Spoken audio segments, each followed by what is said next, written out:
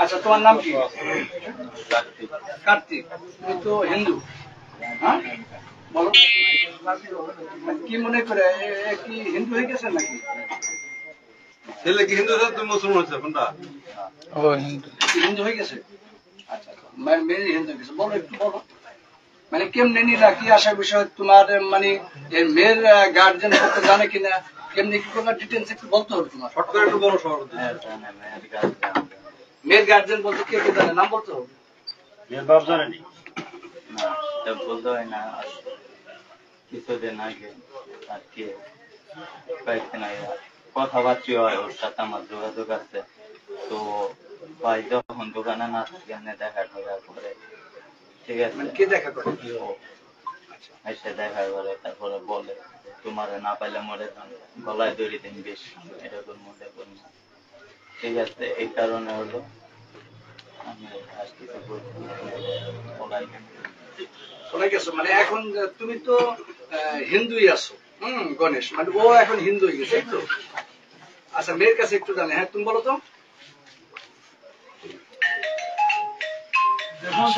তুমি কি হিন্দু হয়ে গেছো?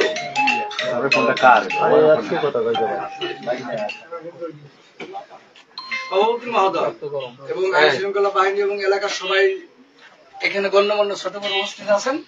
এখন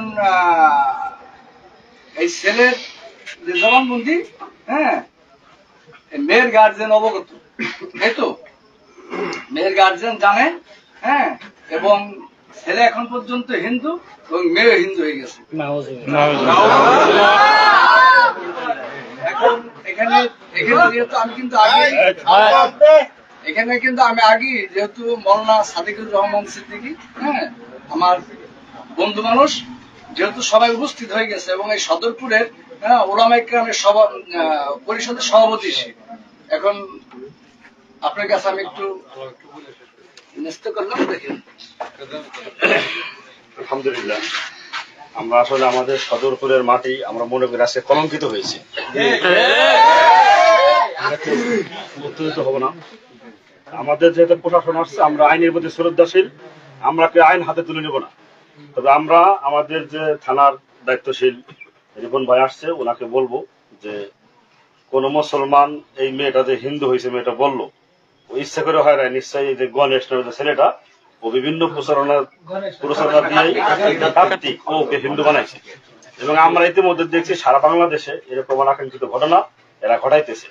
এবং এরা আমাদের হিন্দু, আপনাদের গাজীপুরে কিছুদিন আগে একটা মহিলা মাদ্রাসা একটা হিন্দু মেয়েকে, একটা মুসলমান মেয়েকে এরকম কয়েকজন হিন্দু নিয়ে পালাকে দর্শন করছে। আমরা চাই এটার উপযুক্ত বিচার যদি না হয় তাহলে সদরপুরে এরকম ঘটনা ঘটতেই থাকবে। যেহেতু আমরা প্রশাসন আসছে, প্রশাসনের প্রতি আমরা শ্রদ্ধাশীল, আইনের প্রতি শ্রদ্ধাশীল, আমরা উপযুক্ত বিচার যদি না পাই তাহলে পরবর্তীতে আমাদের সদরপুরের সর্বস্তরের মুসলমানদেরকে নিয়ে যা করা তাই করব।